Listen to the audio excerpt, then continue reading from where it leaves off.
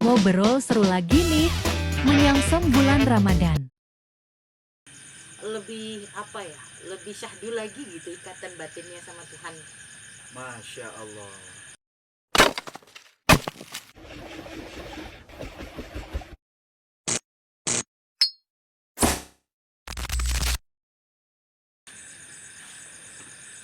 Assalamualaikum warahmatullahi wabarakatuh. Selamat malam teman-teman semua. Berjumpa lagi dengan saya Kang Wijaya. Tentunya hanya di Ngobras Official. Ngobrol bebas dan asik. Dan masih tetap sama. Kali ini kita berbincang-bincang lagi, meneruskan yang kemarin dengan beliau, Bunda Mala. Assalamualaikum Bunda Mala. Waalaikumsalam, selamat malam semuanya. Gimana kabar Bunda, sehat? Alhamdulillah sehat. Alhamdulillah sehat. Sudah siap untuk berbagi cerita lagi? Insya Allah siap. Bercerita-cerita lagi tentang yang kemarin yang belum selesai kita ceritakan. Waduh, masih seputaran tentang masa lalu nih ceritanya. Masih. Cuman ada beberapa tema yang mungkin kali ini kita bawa, yaitu tema renungan kehidupan. Wow, temanya asik tapi berat ya. Sebelum itu kita ngopi dulu. Oke. Ngopi santai, ngopi dulu. Enggak.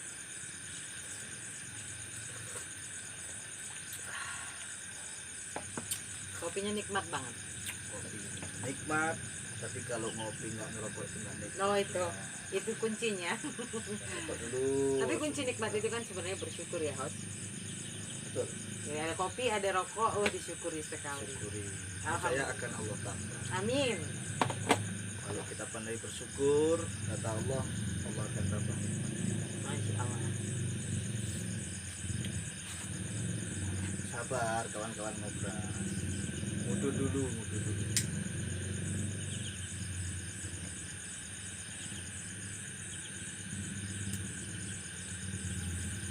Sudah siap Bunda Mala?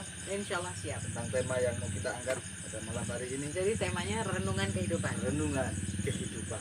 Oke. Mungkin banyak yang harus kita renungi karena sebentar lagi kita menjumpai bulan suci Ramadan. Oh iya benar, Ramadan ya. Ya mungkin Tinggal 4 hari lagi ya. 4 hari lagi.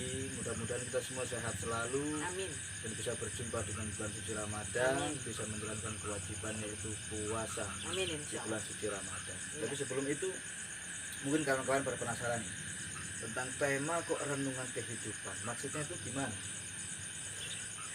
Nah, Ya ini ditanya saya atau gimana nih? ya, temanya kan kawan-kawan pada bingung tentang tema renungan kehidupan, dan di situ kan ada beberapa pertanyaan. Iya.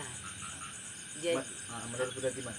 jadi gini, tema renungan kehidupan. Setiap manusia di muka bumi ini hidup kan pasti ada alasannya kan begitu. Dari apapun alasan manusia itu menjalani kehidupannya, setiap hal yang terjadi dalam diri mereka itu harus direnungkan kembali.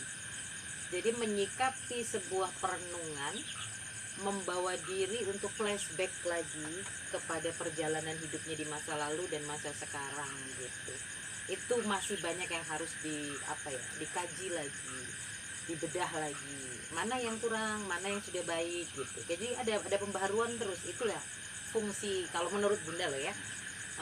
Kita argumentasikan bahwa renungan kehidupan adalah suatu sikap di mana kita mentelaah kembali perjalanan kehidupan kita di dunia ini sampai saat ini kita. Siap. Oke, kalau begitu Bunda, pertanyaan yang pertama, apa sih arti kehidupan menurut jenengan dan untuk jenengan? Arti kehidupan menurut saya dan untuk saya. Arti kehidupan kalau untuk diri Bunda pribadi loh ya, itu artinya adalah keberkahan. Keberkahan. Iya, keberkahan. Jadi alasan Bunda begini. Ketika saya diberi kesempatan untuk hadir di dunia, diizinkan untuk belajar. Karena yang Bunda tahu adalah dunia adalah tempat menimba ilmu, tempat manusia belajar, mulai dari tidak tahu apa-apa sampai mengerti segalanya, termasuk segala resikonya. Gitu. Jadi apa yang dihadirkan oleh Tuhan untuk diri Bunda sendiri nih, host, diberi kesempatan hadir di dunia ini, itu sebuah keberkahan. Karena disinilah timing saya untuk menimba segalanya dan menggali segalanya yang sudah Tuhan ciptakan dalam diri saya gitu. Wah, keren. Tepuk tangan ya. Yeay. Keren sekali. Jadi apa tujuan hidup ini? Tujuan saya, kalau tujuan saya kembali kepada dasar di mana pemahaman Bunda sebagai manusia, tentu ada alasan kita diciptakan, ya.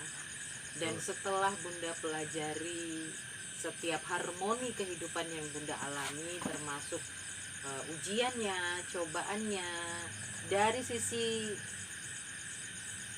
masalah ketuhanan ya, bahwa pada akhirnya tujuan manusia hidup itu adalah untuk menjadi manfaat di bumi.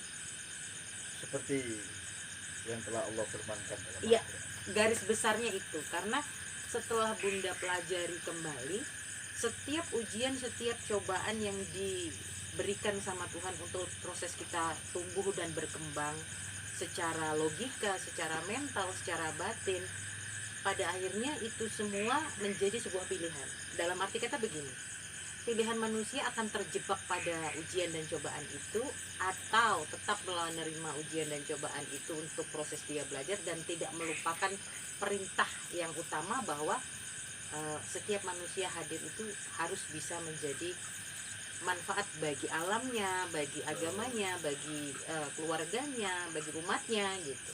Ini kan sebaik-baik manusia, manusia yang bermanfaat. Iya, itu kalau bahasa dalilnya gimana itu? Khairul linnas anfa'uhum.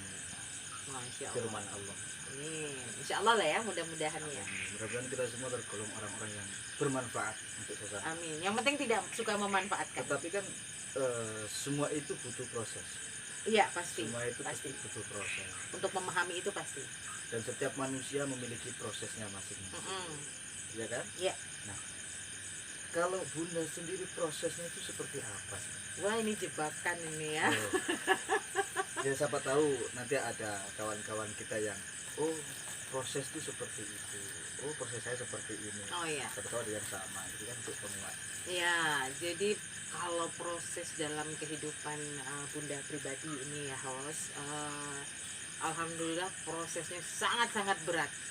Dan justru saya tidak merasa dengan beratnya proses yang saya alami ini bentuk Tuhan tidak sayang atau tidak adil dengan saya, tidak. Justru saya merasa menemukan kasih sayang Tuhan di sini. Dalam arti kata begini, dari awal ketika kemarin kita bahas kecilnya Bunda tuh seperti itu, dan beranjak dewasa, mulai dianggap freak atau aneh gitu ya oleh lingkungan, oleh semua, sempat dikucilkan juga gitu. Tapi di hati itu tidak ada rasa dendam, benci, itu tidak ada. Kemudian pengalaman-pengalaman pahit di keluarga atau di sekitar ruang lingkup saya berinteraksi itu juga membuat saya berpikir bahwa saya tidak bisa bergantung dengan orang lain atau berharap dengan orang lain gitu. Harus benar-benar mengandalkan keyakinan saya kepada Tuhan, kebersihan pikiran atau mental yang kuat gitu untuk melampaui setiap ujian saya. Dan sempat terpuruk karena waktu itu pernah di titik yang paling nol itu untuk diri saya pribadi, bukan karena orang lain ya, tapi karena keadaan divonis hidup nggak akan lebih lama dari 3 bulan atau 3 tahun. Nah itu yang benar-benar apa sih, kayak saya harus gimana gitu. Nah saat itulah saya menemukan sebuah, kalau kita bilang pencerahan ya, di situ saya menemukan bahwa waktu saya nggak banyak.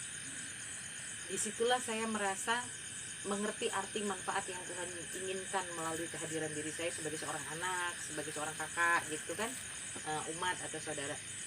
Di situ saya udah nggak berpikir lagi bahwa umur saya pendek nih, enggak gitu.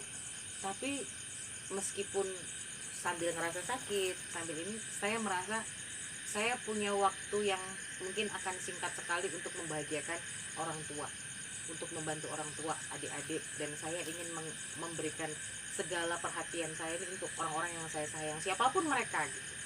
Dari situ saya lupakan masalah penyakit saya dan saya lanjutkan hidup. Tujuannya hanya sebelum saya mati, saat saya menghadap sama Tuhan, setidaknya saya sudah banyak melakukan hal-hal baik gitu. Kebaikan. Iya, Luar biasa, luar biasa. agak dramatis juga ya.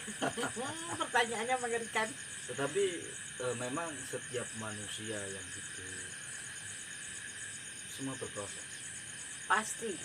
Ada proses yang baik, ada yang Tidak baik.